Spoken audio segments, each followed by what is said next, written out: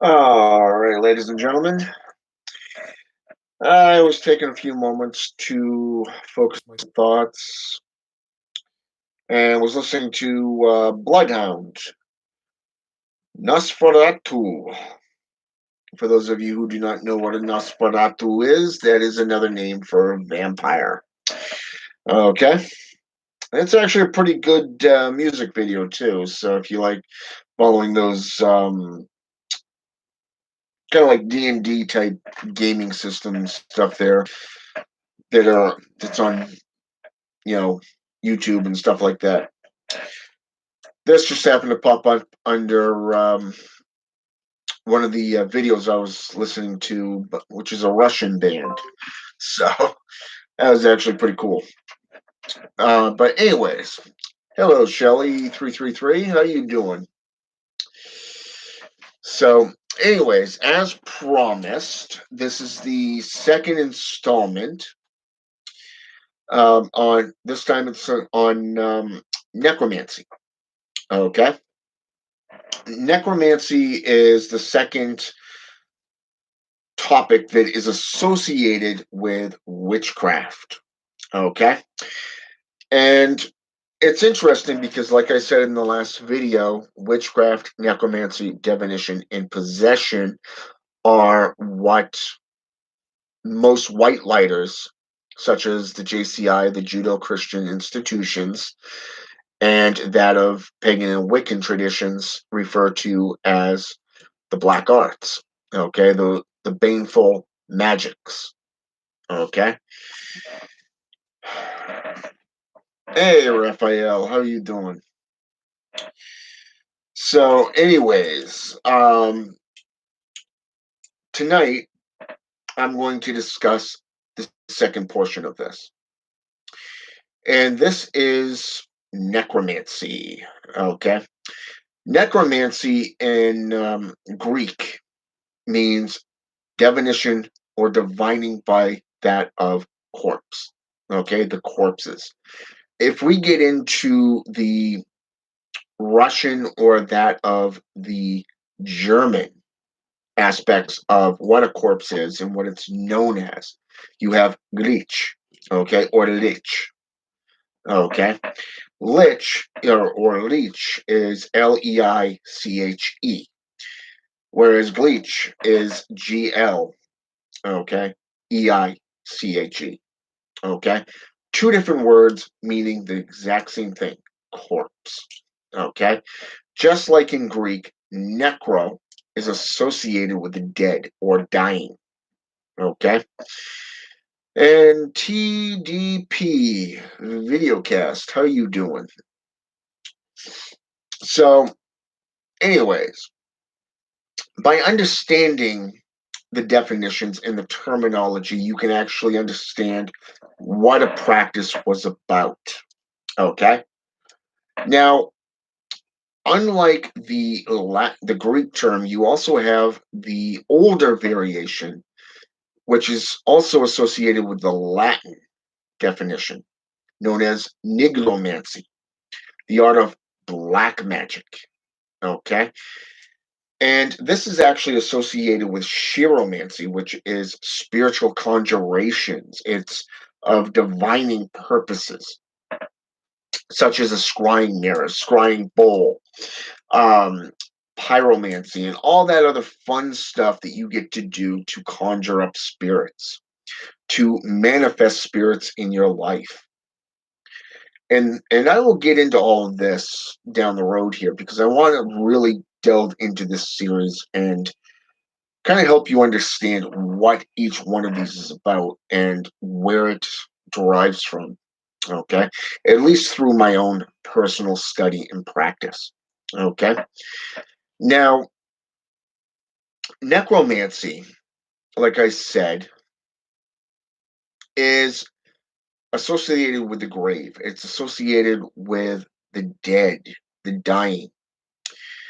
If we go into the Egyptian Book of the Dead, we see where it's associated with bringing souls back to the land of the living. If we go into Hebrewism or Judaism, we see where it's spiritual conjuration.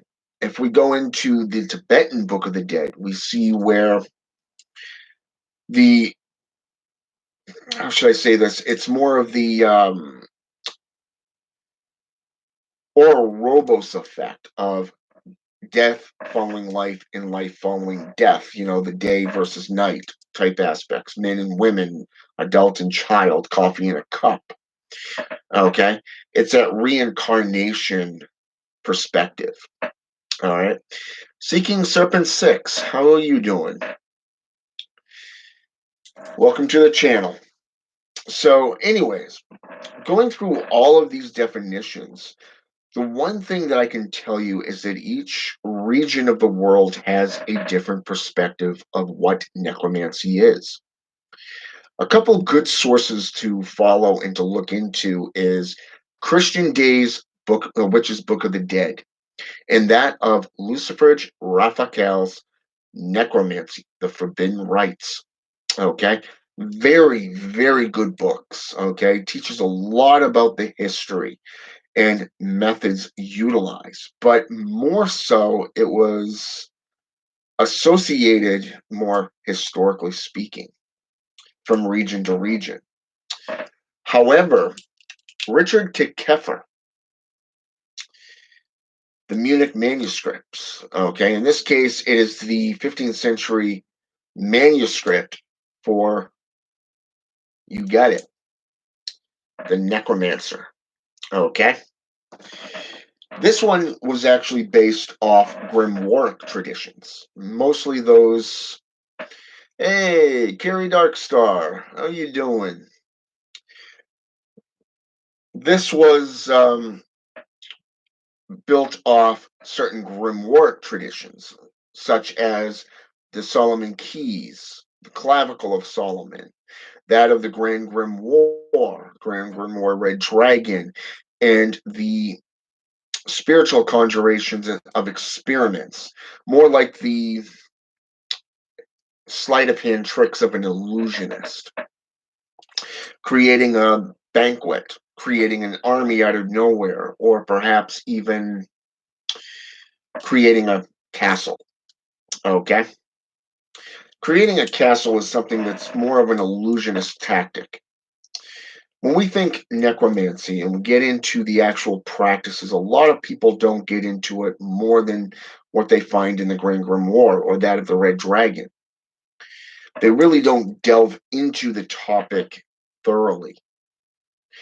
So today we're going to discuss this. I can tell you from my own personal research that the last 300 years, 300 to 400 years, necromancy has been associated with the medical community, from electrocution to drug induced comas, herbalism, even to freezing a corpse and then electrocuting it. Okay, there's so many different aspects to the medical perception of necromantic rites than most people realize.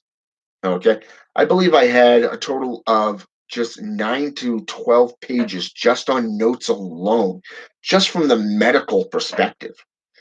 And I couldn't believe that. That was just something out of the blue that I decided to check out. Okay. But when I really got into the Magick Cabal system, after reading Charnel Whispers, put out by Sumner Stredwood, this really caught my attention because I ended up getting back into the old world and I started remembering that Lucien Raphael actually talked about different regions of the world, from the Middle East to the Greek, Egyptian mythology within this perspective. But when I read Charnel Whispers, it really called to me. And now I know why. And this is why. When I got into Scandinavian, Germanic, different eras, different time periods had different perspectives, not only on the practitioners and the viewpoints of these practitioners, but they had the actual practices, okay? The spiritual deitas, A lot of times they will call on the lords of death, like Supe in Inca, Anubis in Egyptian, okay?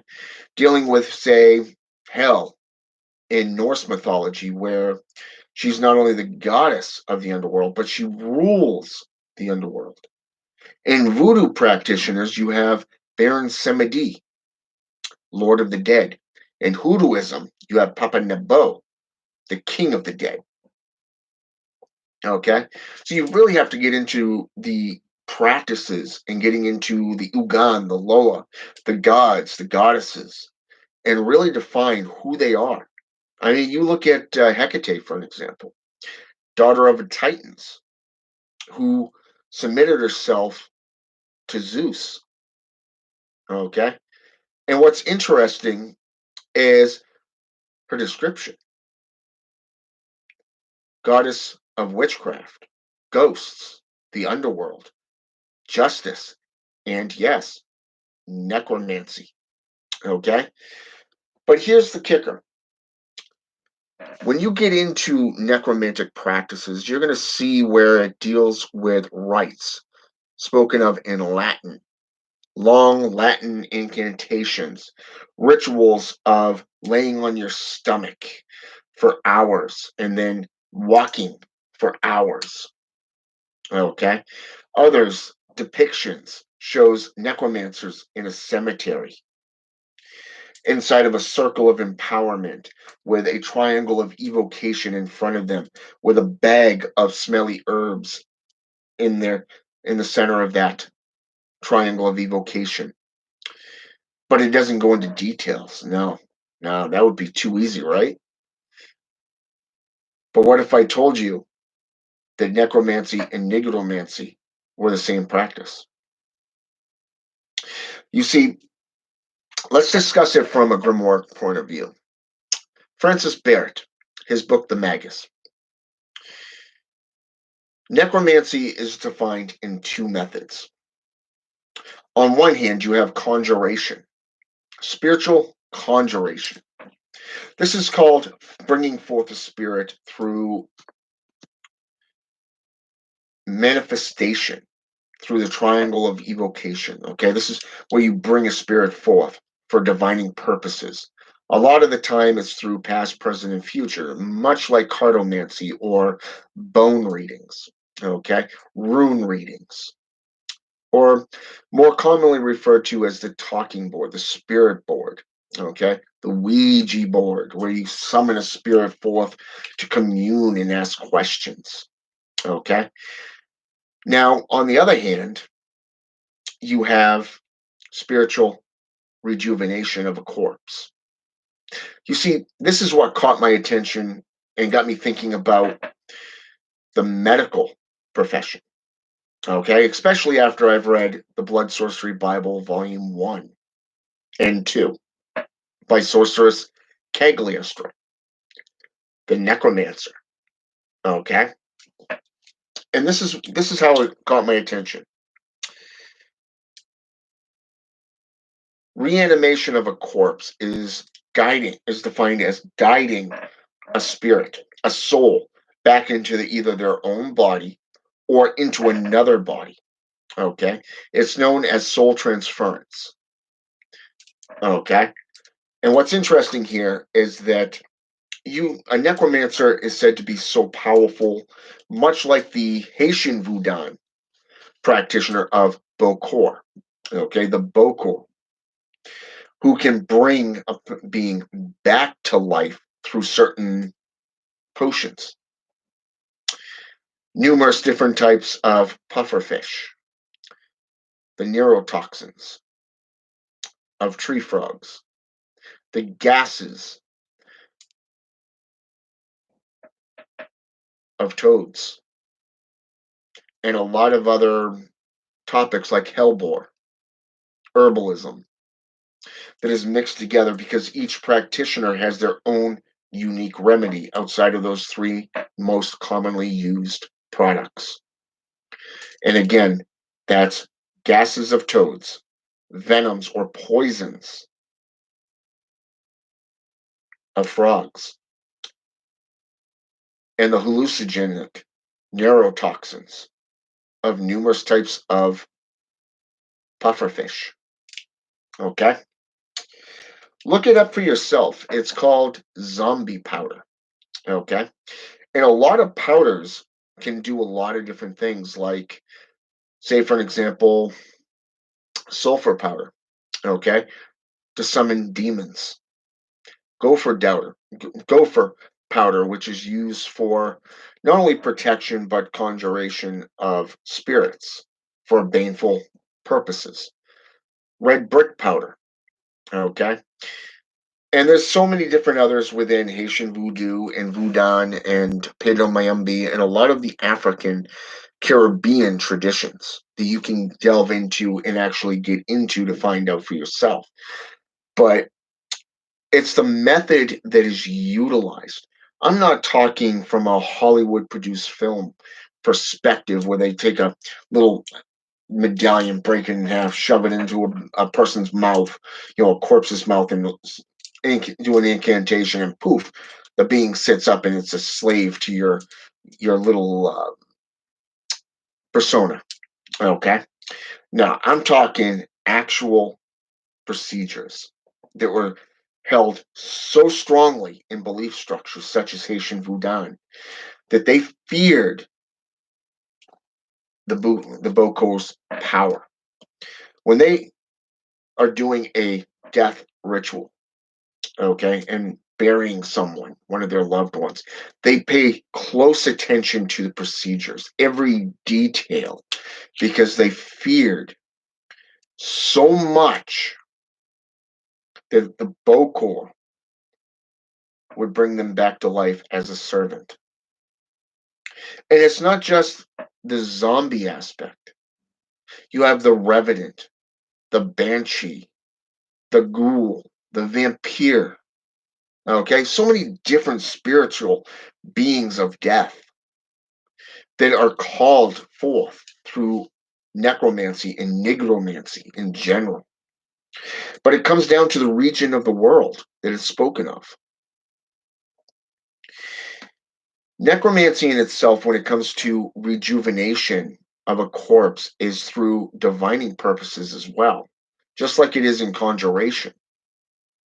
But in this case, it's more for personal attributes. Okay? When you go into the biblical aspects of the Old Testament, the 40-year war between the Hebrews or the Jews and that of the Turks, okay, the early Turkish, the land of giants, is the fact that King Saul sent out his people, his soldiers, his top advisors to find the most powerful seer. The most powerful seer. And they came back and said, try this lady over here. She's known as the Witch of Endor. So he went to her under the cloak of night and inquired.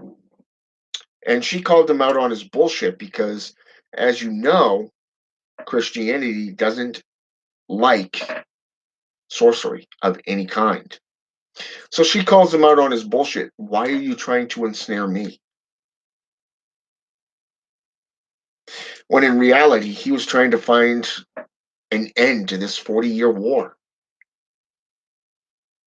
It never occurred to him to open negotiations, diplomatic solutions. But it's not just here. We also see in the New Testament, throughout the Old Testament, we see chiromantic and necromantic rites being done, offerings and sacrifices being done. Abram sacrificing his own son, Isaac, to which the Archangel Michael actually prevented, by the way. We see where in the New Testament, where Jesus Christ literally raises Lazarus from the pit, from the dead. And again, just a few chapters down the road, with the centurion's daughter. We see where the disciples also practiced necromancy. bringing people to life from the dead. Paul was one of them. But he was also stoned to death a couple of times, trapped on an island, and almost tossed overboard, much like that of in the Old Testament. So, I mean, there's a lot of topics out there. My favorite, I must add, is in the Slavic traditions of necromancy and black magic. You get into Germanic, the different eras. You have proto, low, medium, and high societies. Just in that alone, who had their different opinions on this. We know that the Vikings had sorceresses, the Hexia or Hexa, the Strega in Italian, the mage or sage, Magi, who had the ability to summon spirits through heavy incantations, rituals such as Hermetics or Kabbalah, Voodoo rituals, ceremonies, or just simply Shiramatic rituals and rites through divination. But the casting of stones has become more today of circle of protection than a circle of empowerment like it was in the old days.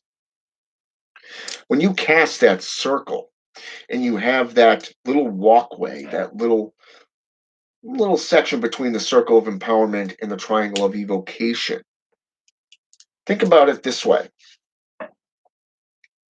The magnifying of your rights is only limited by your perception. The bags of herbs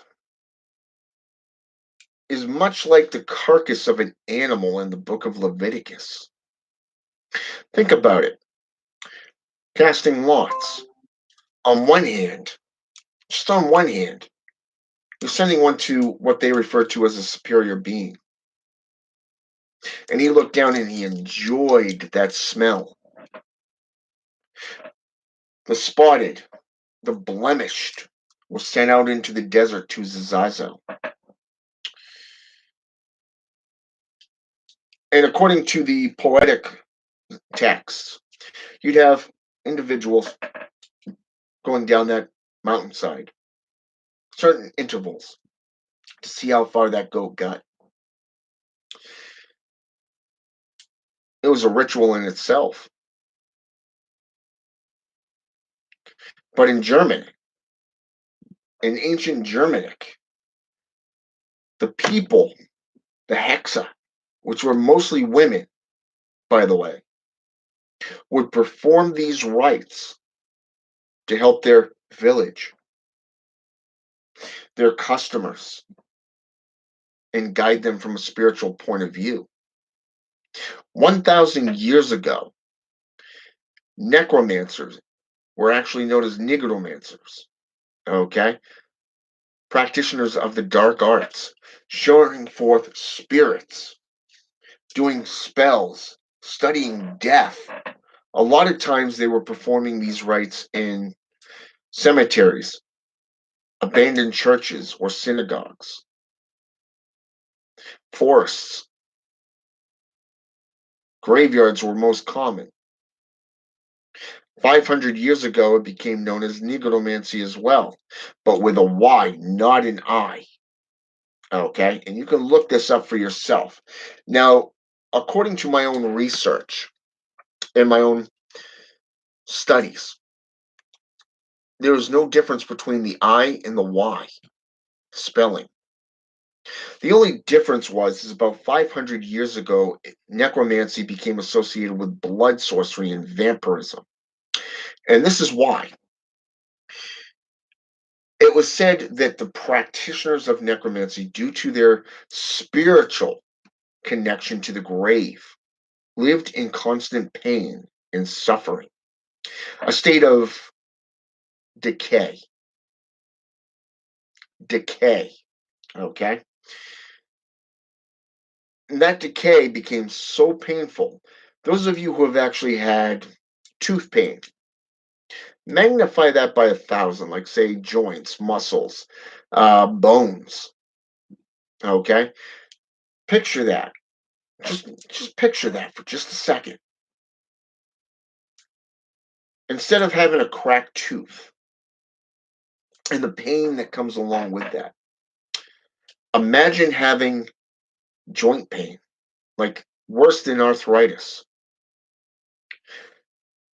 Picture having nerve damage in your upper back or perhaps in your sciatica area. Imagine not being able to keep your teeth healthy, perhaps your bones, your organs healthy because of that energy of the tree of death, the what is now known as Da'ath, Da'Ath energies. Imagine that just for a moment, living day to day in constant pain and suffering. And then somebody brings in vampirism, blood sorcery, which staves off that energy, but for a short time. It wasn't a cure. It wasn't a cure, but it staved it off. It warded it off for a time. Picture that. Today we have practices such as blood sorcery, necromancy, chiromancy, different forms of divination, but yet casting of stones, casting of bones. Back in the 11th century, chiromancy was, cartomancy was actually employed. Cartomancy, the first actual tarot card deck, was employed. Tea leaf reading, automatic writing, spiritual conjuration, utilization of a pendulum. You see, they didn't have, back in the day, they didn't have scrying mirrors. They didn't have divination bowls. No. But what they did have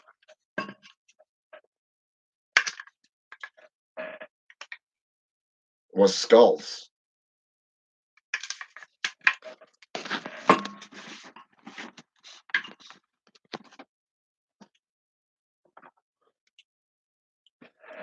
Bones. Actual bones. Okay? The Druids in ancient Gaelic, they used human sacrifices. They drained a being on their altars with blood. The Aztecs ripped a beating heart from their victim and gave it to their gods. You see, cannibalism, human and animal sacrificing, this is nothing new. This is nothing new, ladies and gentlemen. Society has simply deemed it illegal, disgusting. But to a practitioner of necromancy, no matter if it's voodoo, sorcery, such as a Bokor, who, if, by the way, if you were caught in Malawi, you'd be arrested. And that's if the people didn't stone you to death. You go down into third world countries where Bokors are feared, sought after, and respected. You go down into South America where necromancers and shamans were seen as very similar. Their practices of living with one foot in the grave and another in reality. But that's where it ends. That's where it ends, ladies and gentlemen, when it comes to shamanism and necromancy. Their rituals, their rites were so similar, but they were also very different. The way they were deployed, the way they were utilized. This is why they don't get along. Most times you'll see that a shaman and a necromancer will simply keep their distance from one another in despise. They despise each other. Think about it. Similar contracts, similar methods of utilization, but yet the intent is what's different. That's what separates them. It's kind of like paganism versus neo-paganism, or paganism and Wicca practitioners compared to dark paganism. You see, you have white magic versus dark magic. Necromancers were feared and respected because of this. They had the power and the knowledge to commune not only with spirits, but to bring a corpse back to life.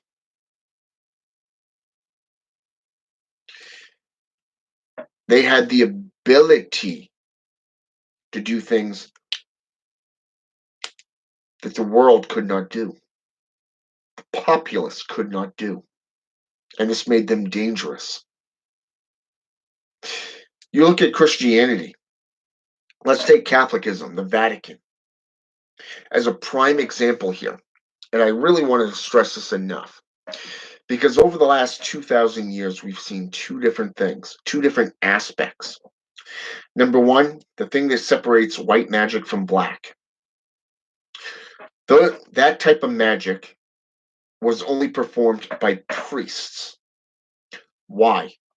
Because they were the only ones at the time that could read and write.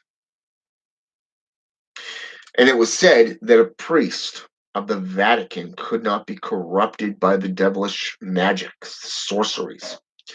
But yet, we also have seen throughout the last 2,000 years where magic was actually performed within the church. Number one, the church actually sanctified and put their backing behind certain rituals that were meant for healing. You look at exorcism, prime example.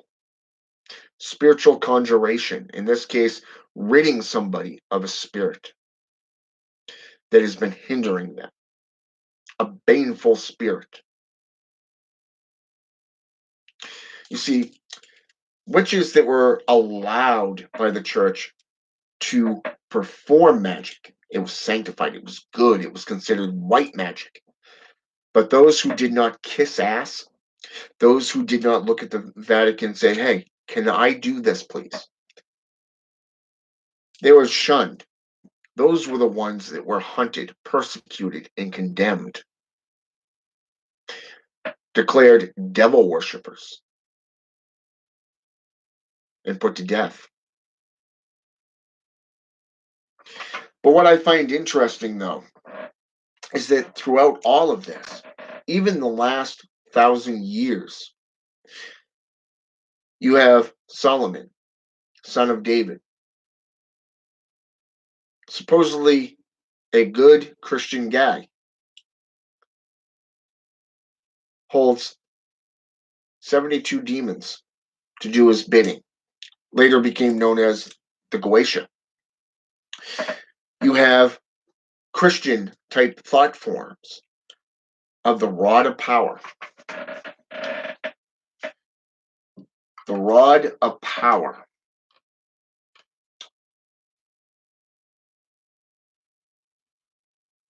Okay? The rod of power, which if a demon did not do what the practitioner wanted, they would be threatened into submission with internal condemnation and damnation of pain and suffering. We also see the thought forms of submission through names of power.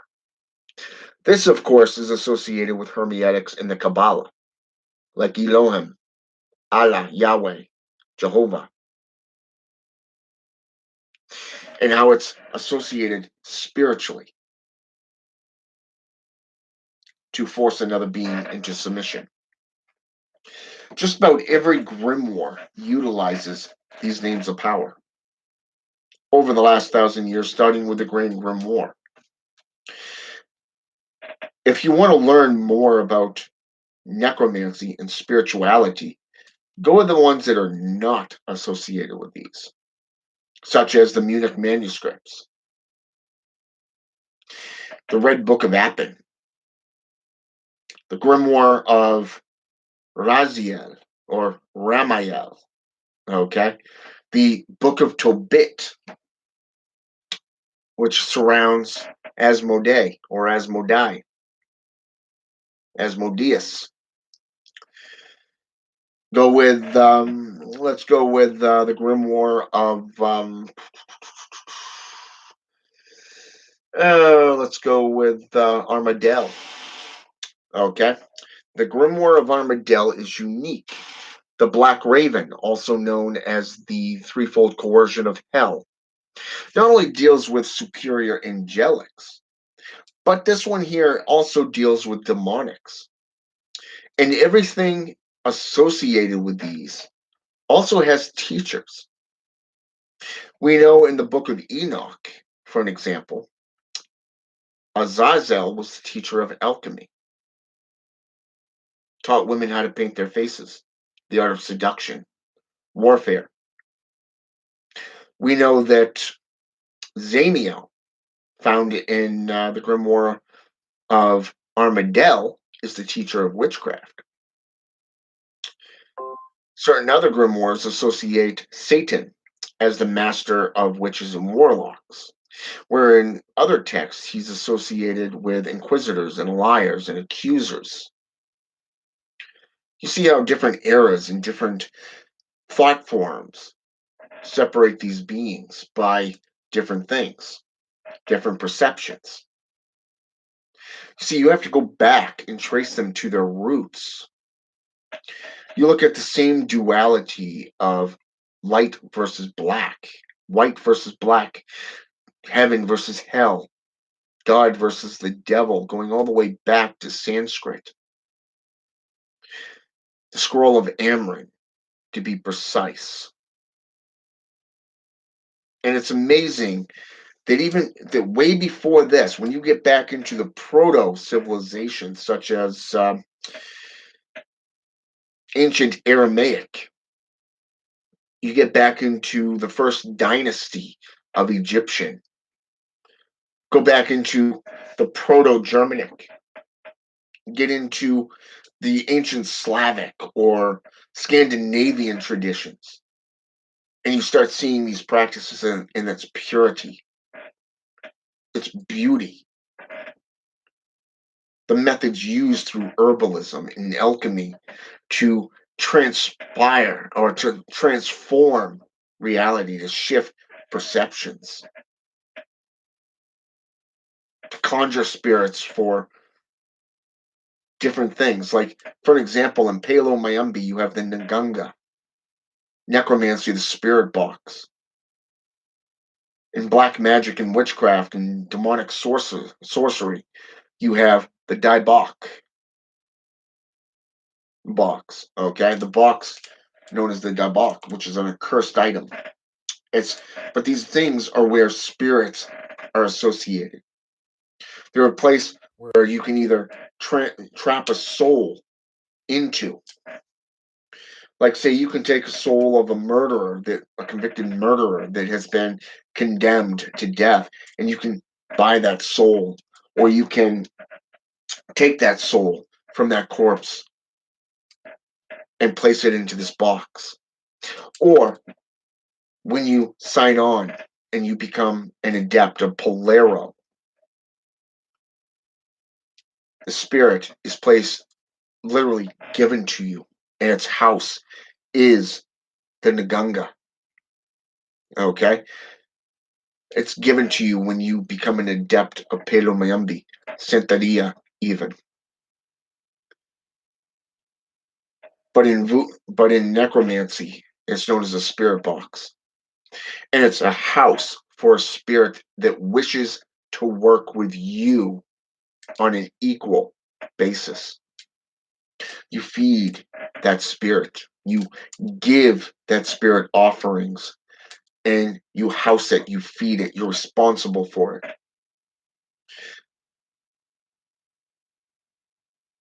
It's up to you, really, on which path you walk. But in necromancy, there were so many different aspects, so many different viewpoints and perceptions, from working with gods to spirits. Witches in witchcraft, especially that of paganism, work with the elements. The earth, everything that's in the earth would be considered dead, dying, natural flow.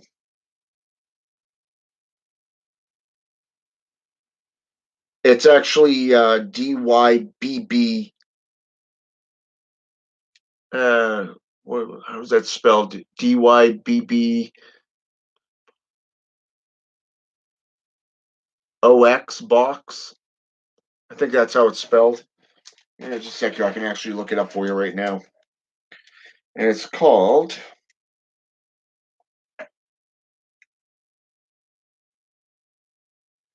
Yeah, it's DYBBUK box. Mythologies is what you want to look up. And it's good for possession. It's good for um, storing things, and it's good for energy ranging as well. There's so many different aspects to that type of box, but that's exactly what it is. And what's interesting to note is that even if you do that, you can store it and charge it for different things. Like I have a friend of mine that sent me a photo, for an example, of hers. She has her grimoire in almost like what appears to be a suitcase. Okay. It was a suitcase looking type box with her grimoire sitting dead center. Different things. And she was asking, what would you recommend putting in here along with this? And I told her, I said, well, in my opinion, I would recommend bones, like human skulls, things of power, things that are associated with spiritual descent, much like something as simple as a phylactery. Okay. Gems, crystals, things that are used to house energies, knowledge, even things that you can charge personally to place in these items, such as demons or spirits that are baneful, that will protect an item that you want protected. Okay, you look at the old myths and legends of the zombie. The zombie only answered to its creator. Just like in Jewish mythology, the golem answers to the rabbi. Ironic, isn't it? Now, Sorceress Cagliostro, the necromancer, I liked her perception of it because of the fact that in my own personal experience while doing necromancy, I have come across some harmful spirits that I've had to banish. And this is why. We are of the living, they are of the dead. Two different realms that don't go hand in hand, which would explain the Da'ath energy and the need for blood.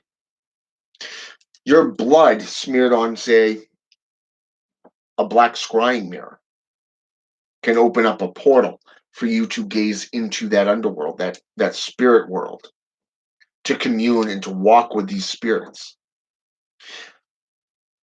But eventually they're going to realize you don't belong there, and they will attack you. This made perfectly good sense when I started my journey last year with the Magick Cabal. When I started that journey, and I started reading Shall Now Whispers, and I started looking at the elders, and I started asking questions, and they'd come to me and say, well, I would recommend this, this, and this. These rituals are okay, indoors, but I would recommend this outdoors type thing. Or have you considered working with this being or this being and connecting them to this ritual? And it's like, no, I have not thought about that. But the history and the mythology behind their rituals and their rites, even digging into these beings on an independent level, like for an example, the Dralith, which to most of the world would be known as the Elven. Okay, in folklore, you have three types of Elven, and I found a scroll on these beings. You have the celestial, known as the angelic types, all knowledge. Okay, all the knowledge, all the information that can be passed on to a human being. Then you have what is known as the dark elven. The dark elven are more baneful. They're associated with the Germanic perception, which are baneful. They bring plagues, destruction, disease, death, along with everything associated with that. Until you get into the European sense, and that is where they are associated with the Hobbit. Okay, that's right, the Hobbit. Okay, and I found that very, very interesting. Why would you associate two different beings, an elven and a hobbit, together? Well, apparently they were known as short people, okay, little people. Unlike the Sith, also known as the Sadi, people of the mounds, they live underground. They made a deal with their enemy to go underground and go into the earth. Is that not the same thing as spirits, entities, demons? The Greek definition of daemon, daemon, being baneful, harmful, even to you, the practitioner, the people. And yet the daemon itself is similar to that of the Devi. Can go either way, be baneful or beneficial. But every time I went into a region, it didn't matter if it was European, it didn't matter if it was Welsh, Icelandic, Gaelic, Slavic, Baltic. Even when I got into India, and started going into the black magic there. And then I went from there into the perception of the Asians, getting into Buddha traditions. Okay, how people were seen as deaf; they were already dead. And what's interesting is how they were associated with the dead. They took jobs as morticians, grave diggers.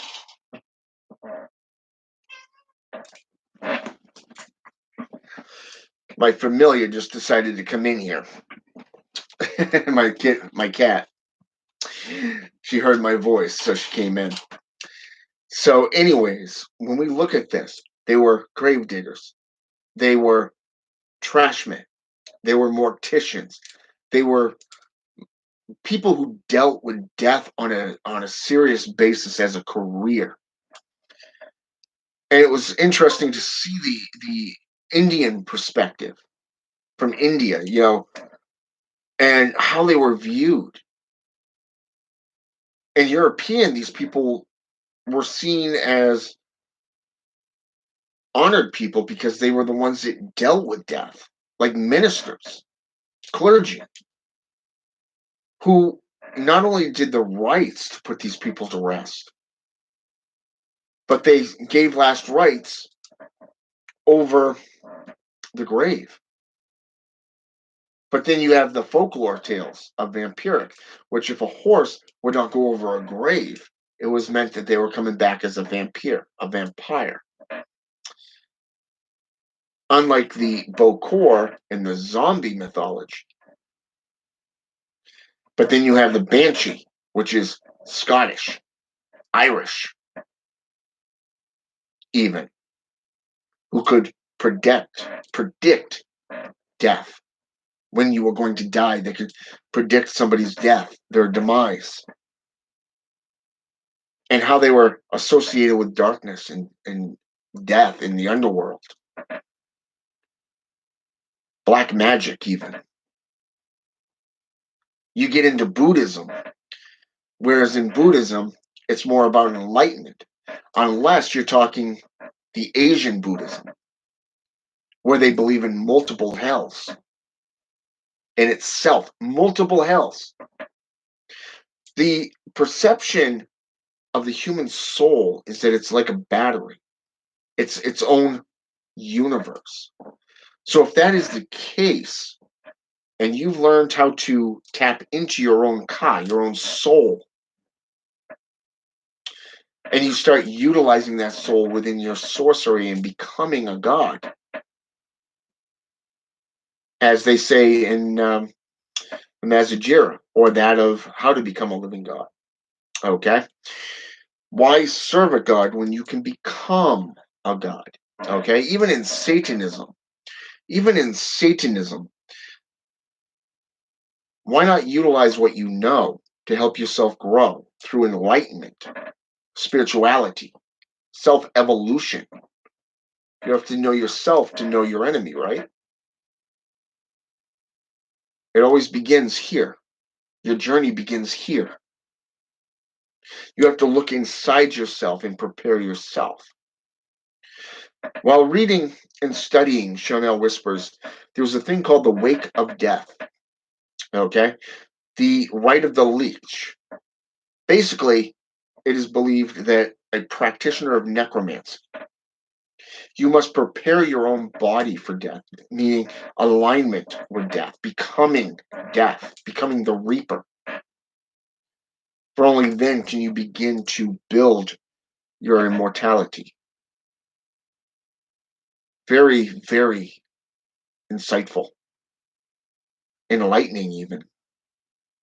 But to see all these perceptions from a necromantic perception, a viewpoint of necromancy and nigromancy, be it with an I or a Y, is spectacular. See it from a medical viewpoint compared to a practitioner associated with shamanism. But from what I understand, it goes way, way back before then. Now, keep in mind, I've gone all the way back to around the 6th to 8th century BE through my own personal studies. And so far, I've still seen that similarity between nigromancy and shamanism. So I'm wondering, where does it separate? Where does it go its own way? And to work from there forward and to see all these views, magnificent. Leaves you wanting to know more. So I'm going to leave it like that because my next topic is going to be divination, and then finally possession. And then I'm going to get into where I want to talk about the most, which is the rites and the rituals that are associated with all of these topics. Okay? So that you can see for yourself how all of this goes into one topic: witchcraft, black magic, and sorcery. Okay? I really want to go into that, and I really want you to see the huge perception of this and how it relates throughout history, but also to see where it has derived from and to see where it is today. Why is it so watered down today, and why do people fear it so much today compared to what it used to be 1,000 years ago, to 2,000 years ago, 1,500 years ago, going all the way back into the 550 BCE, okay? Around the time of the Roman Empire. I want you to see all this stuff. And I'm going to be teaching this stuff for you to learn and to understand, but also Like I said, and like I've been doing, I've been giving you a lot of research to look up. Okay? Look up Remy's Demonolatry. Look up Reginald Scott's Discovery of Witchcraft. Look up The Magus by Francis Barrett. The Black Raven or the Bouchard even. Okay?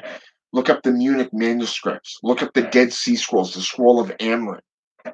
Okay? Don't just stick to one region. Go through all of them and see the similarities. Okay? Learn for yourself, not because I'm showing it to you, but learn for yourself. I want you to dig into these resources. See where it takes you. Okay? That's the exciting part, is when you figure it out. It's like when a kid discovers something. Do you remember, if you have kids, when they figure something out, do you see their eyes light up? When I'm teaching my apprentices, that's what I look for. How they get so excited when they discover, I can do this on my own. Damn, I didn't even know this. You know what I'm saying? It's that excitement because they've tapped into that energy, that current, and they've realized there's so much more that they were not previously aware of. Okay? But more so, it speaks to them on a personal level. That's what sorcery is. So, to be fair and to be frank, E.A. Coeting was not wrong about that. The black magic that you weave is yours and yours alone. It doesn't belong to me. It doesn't belong to, say, Seeking Serpent or Danny Chan, Shelly 333, Terry Darkstar. It doesn't belong to anybody but you, because it is your research. It is your practice. That is yours and yours alone. Nobody can ever take that from you. Okay? Remember that. All right. So the next time I do a video will be later this week. Okay, probably Thursday or Friday. I'm thinking Friday. Okay, Friday evening area, if not Friday night. That way, let's say about 9 o'clock Eastern time. Okay, because of the fact that when I want to get into that divinational aspects and show you the different tools and the methods that can be employed. Okay, because as this goes on, you're going to be seeing a huge amount of information coming together that you weren't previously aware of. But keep in mind, there's still so much that I don't even know. Okay? There are things that I don't even know that I'm still learning.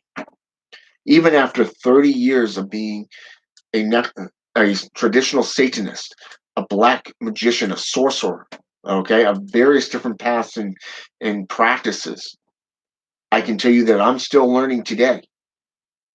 Like I said, my most recent journey, the Magick Cabal system. And my practice has really taken off since I started that. And in my opinion, it is definitely the purest content out there from information wise. But that's just me.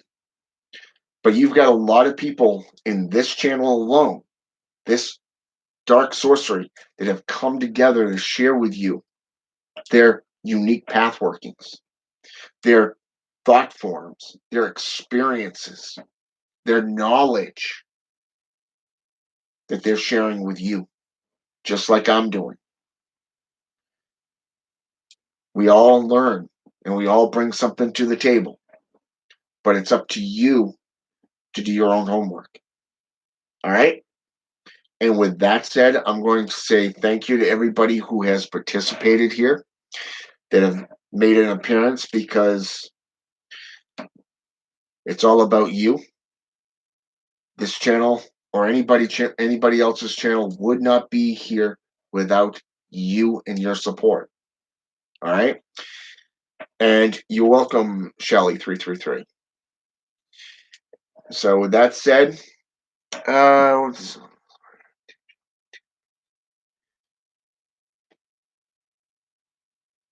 all right, Seeking Serpent. This video is going to be here, and it's not going anywhere. So you'll be able to watch the whole thing from front to back, or to end, I should say. And custom made incense. How you doing? I think this is the first time you've actually visited my channel. That's if I'm not mistaken. I don't think I've seen you on this my channel before, but I'm grateful to have you though. So thanks for showing up. All right, and with that said, have a good night, and until next time, enjoy.